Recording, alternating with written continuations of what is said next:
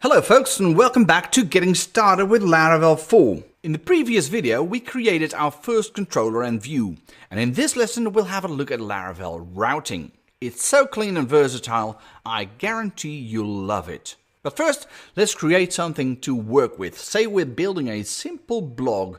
What kind of controllers would you break that into? Well, in applications like that, I always find that controllers are like nouns. So a noun in a blog would be user, or comment, or post.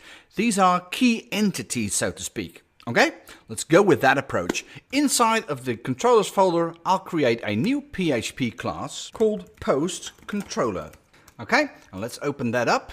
Now, like we saw before, we'll have that extend the base controller. Okay, so now that we have a controller, let's see what methods we'll define inside of that controller.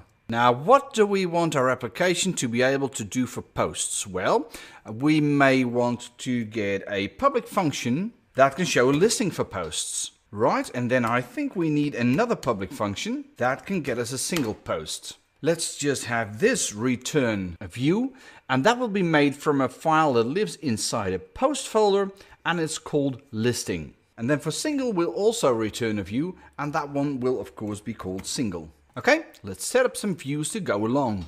First thing we have to do is create a new directory and call that post. And then we need to create a new file called listing.php and also a new file called single.php. And for now, that will just display some dummy tests like post single and post listing. Alright, so we've got our controller set up and we've got our two views set up. Now let's create a route. Open up the routes file, and then I'll just copy this line once. And we want to make sure we respond to post/listing. And when that URI is called, we'll want to have the post controller, and we need to call the listing method. And we can get rid of this first slash as we don't need it. And now let's copy this line once more and make sure we also listen to post/single. And of course, that should use the post controller as well, but call the single method.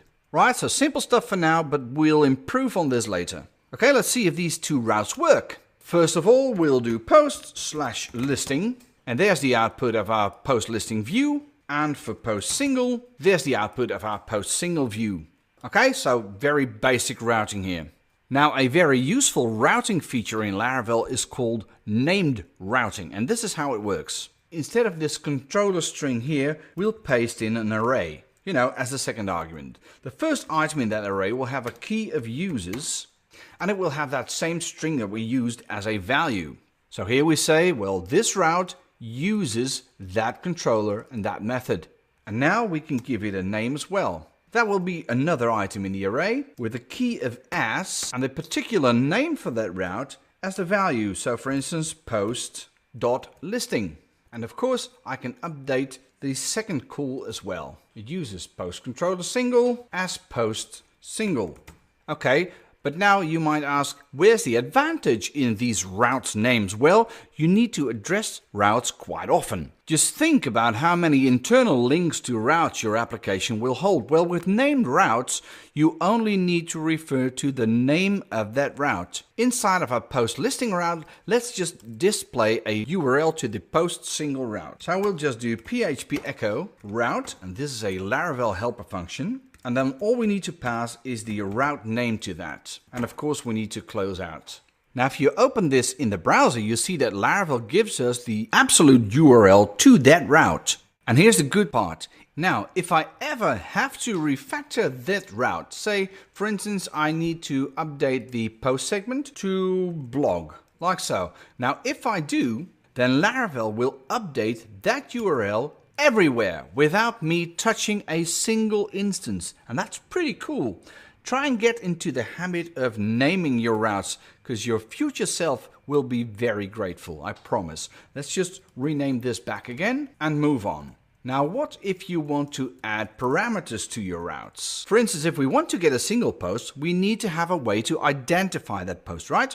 Okay, let's refactor that route just a tad. We'll just get rid of the second segment and define a variable called ID. So instead of this being a set string, it can be a variable. And now we can update our controller, go to the single method and make sure it accepts that ID. And then we can pass that ID to the view with ID that is equal to the variable ID. And then let's echo that ID in our view. And here we'll just say it's a single post with an ID of ID. And let's see how that looks in the browser. We'll replace single with, for instance, 1.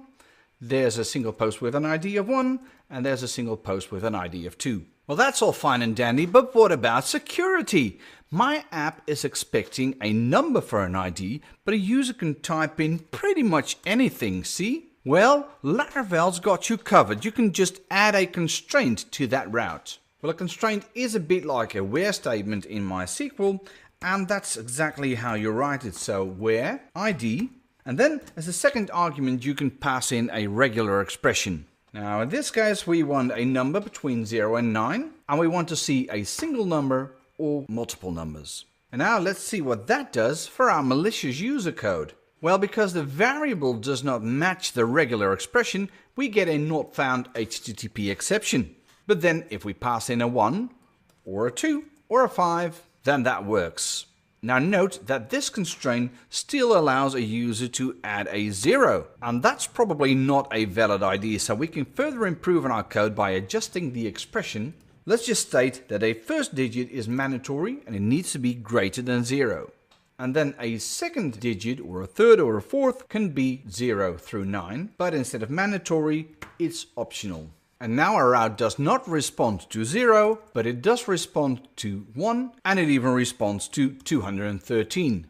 Folks, if you don't know about regular expressions, put them on your to-do list. Regular expressions are very, very powerful and one of the best time savers you will ever learn. There's even a complete Touch Plus course on them if you're interested.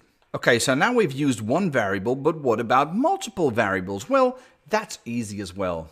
Say you want the user to post a slug as well. That's all there is to it. And you can even use multiple restraints. Just replace this with an array and add as many constraints as you want. So we have ID here, and we could do something for slug as well, like so. Slug can be any character A to Z, or a number 0 to 9, or a dash, or an underscore. And here it is in action, slug, like so. Okay, so now we've set routes to allow for HTTP GET requests, but what about POST requests, like you would have when posting a form? Well, you simply add a new route. So let's copy this one, and let's say we want to listen to a post ID, so we can remove the slug constraint, like so. But instead of using the GET method, we'll use the POST method. And now, of course, I'll have to update the name as well because we've got two duplicate names here. So I'll just prepend this with get, and that one as well, and I'll prepend this one with post. And let's just say we are routing that to an update method. Okay, let's create that update method right now. We'll go to the post controller, and then we'll copy the single method and rename that to update. It will still take an ID. And now here we'll do a die and dump, which is a Laravel helper method. And we'll just pass in the post array, so that will be dumped to the screen. So now you see when I do a GET request to this URL, which is basically just loading it in the browser, I get this single post with an ID of 213. And then if I do a post request, and I'm using a Google Chrome extension called Postman to do this, you see I'm posting to the post 12 URL. I'm passing in a title and a body into the post array. And then I'll make sure I'll do a post request. I'll just send that. And there you go. There's the die and dump output from our update method. And this is how you listen to post requests. Okay? So, well, that was a lot to cover. A few important things to remember. You need to define every route you want to use. You can name every route, and you can use variables in your route on which you can even set constraints. Now in the next lesson, I'll cover routing, filters, and grouping. I'll see you there.